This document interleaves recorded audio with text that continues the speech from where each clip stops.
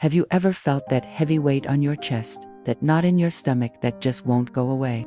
It's often the feeling of holding on to a grudge, replaying a hurtful moment over and over in your mind. We've all been there.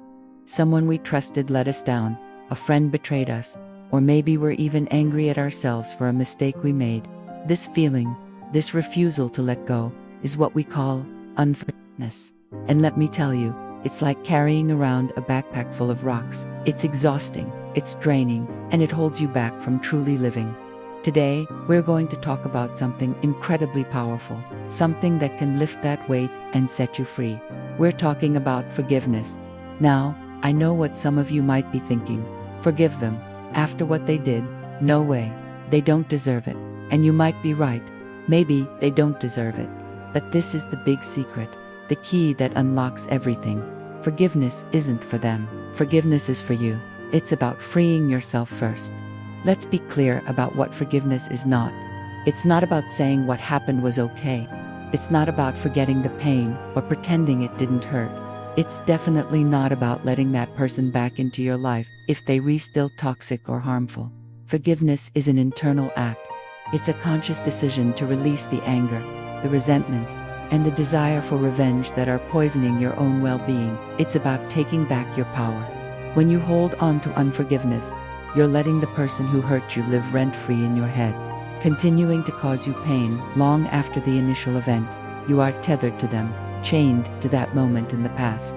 Forgiveness is you, taking a pair of scissors and cutting that cord. Think about it like this. Holding a grudge is like drinking poison and expecting the other person to get sick. It just doesn't work. The only person you're hurting is yourself. Studies have shown that harboring anger and resentment can have real, physical consequences. It can lead to higher stress levels, increased blood pressure, a weakened immune system, and even a greater risk of heart problems. Mentally, it fuels anxiety, depression, and a sense of victimhood that can color your entire outlook on life. It keeps you stuck, unable to move forward and create the future you want. When you choose to forgive, you're choosing your own health, your own peace of mind, and your own happiness. You are prioritizing yourself. So, how do we even begin this process? It's not like flipping a switch. It's a journey, and it takes time and intention. The first step is to acknowledge the pain.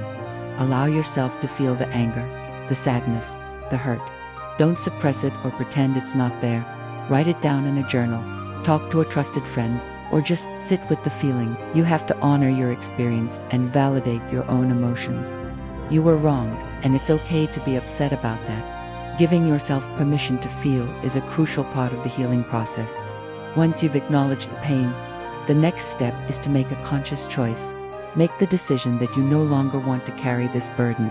Say it out loud if you need to. I am choosing to let this go for my own peace. I am choosing to forgive. This doesn't mean the feelings will vanish overnight, but you've planted a seed. You've set an intention to move in a new direction. This is a powerful shift from being a passive victim of your past to an active creator of your future. A really helpful technique is to try and reframe the story. This doesn't mean changing the facts of what happened. It means changing the meaning you give to it. Instead of seeing yourself solely as a victim of a terrible event, can you see yourself as a survivor who has grown stronger? Can you find a lesson in the experience, however painful? Maybe it taught you about setting boundaries, about recognizing red flags, or about your own resilience. Looking for the growth or the lesson isn't about excusing the other person's behavior. It's about empowering yourself. You're taking a painful experience and transforming it into a source of wisdom and strength. Another powerful tool is empathy. Now, this can be the hardest part. Try to see the situation from the other person's perspective. Again, this is not about excusing their actions. It's about understanding that hurt people often hurt people. What pain, fear, or insecurity might have been driving their behavior? Were they acting from a place of their own brokenness? Seeing their humanity, their flaws and struggles, can help to soften the sharp edges of your anger. It helps you to personalize the hurt, to see it less as a personal attack on you and more as a reflection of their own internal chaos. This doesn't make it right, but it can make it easier to release. And let's not forget, one of the most important people we need to forgive: ourselves. We are often our own harshest critics. We beat ourselves up for mistakes we've made, for words we wish we could take back, for not being perfect. We hold ourselves to impossible standards, but you are human. You are going to make mistakes. That's part of the deal. Self-forgiveness is about accepting your imperfections with compassion. It's about treating yourself with the same kindness and understanding you would offer a good friend. Acknowledge what you did, learn from it, and then let it go. Tell yourself, I did the best I could with what I knew at the time. I forgive myself, and I am moving forward. You deserve your own grace just as much as anyone else. The journey of forgiveness is a practice. It's something you do, not something you have. There will be days when the anger flares up again. There will be moments when you remember the pain as if it were yesterday. And that's okay. When that happens, gently guide yourself back to your decision. Remind yourself why you chose this path: for your freedom, for your peace. Be patient and compassionate with yourself. Healing isn't a straight line, it's a spiral. You might circle back to old feelings, but each time you do, you'll be at a higher level, with more tools and more understanding. When you finally release that grudge, the freedom is incredible. It's like the sun breaking through the clouds after a long storm. The energy you were spending on anger and resentment is now available for you to invest in positive things, in your relationships, your passions, your growth, and your joy. You'll feel lighter, more present, and more open to the good things life has to offer. You stop being a prisoner of your past and become the architect of your future. So, I invite you today to think about that backpack of rocks you might be carrying. Is there a grudge, a resentment, or a self-criticism that's weighing you down? Consider the possibility of setting it down. Not for them, but for you. Make the choice to free yourself.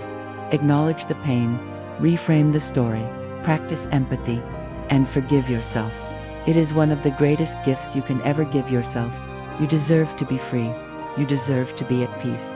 Thank you so much for spending this time with me today. If this message resonated with you, please consider sharing it with someone who might need to hear it. And don't forget to like and subscribe for more content on living a more conscious and fulfilling life. Take care of yourselves, and I'll see you in the next video.